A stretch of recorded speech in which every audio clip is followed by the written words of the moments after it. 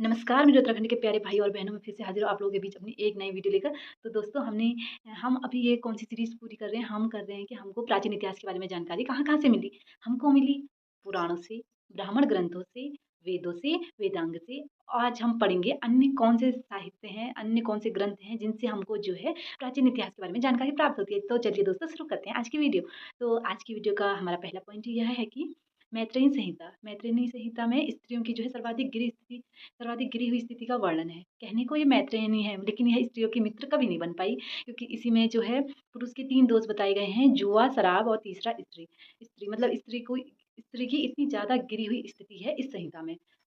और दोस्तों हमारा दूसरा स्मृति ग्रंथ है मनुस्मृति ग्रंथ। हमारा सबसे प्राचीन स्मृति ग्रंथ जो है वो है मनुस्मृति। तो दोस्तों यहीं से चलिए रिवाइज़ करते हैं। हमारा सबसे प्राचीन वेद कौन-सा है? ऋग्वेद। और हमारे सबसे प्राचीन पुराण कौन-सा है? मत्स्य पुराण। तो दोस्तों यहाँ से आप लोग अपना रिवाइज़ भी करते रहिए। और तो दोस्तों यह जो है सबसे प्राचीन स्मृति ग्रंथ है, साथ ही साथ इससे जो है हमको शुंग काल की जानकारी प्राप्त होती है। और मनुस्मृति में यह बताया गया है कि इंसानों का रहन-सहन किस तरह से होना चाहिए, उन्होंने किस तरह से रहन-सहन करना चाहिए, यह भी सब हमको किसमें मिलता है? मनुस्मृति ग्रंथ में।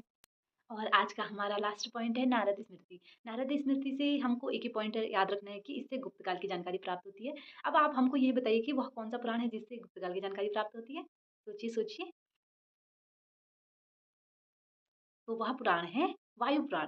मैंने आपसे कहा था कि जिस तरह से वायु गुप्त रूप से बहती है, वैसे ही वायु गुप्त रूप से बहती है, तो ये गुप्त काल के बारे में हमको जानकारी देती है। और वह कौन-सा स्मृति ग्रंथ है जो गुप्त काल के बारे में जानकारी देता है? वह है नारद स्मृति ग्रंथ। तो चलिए दोस्तों मिलते हैं अगली वीडियो में।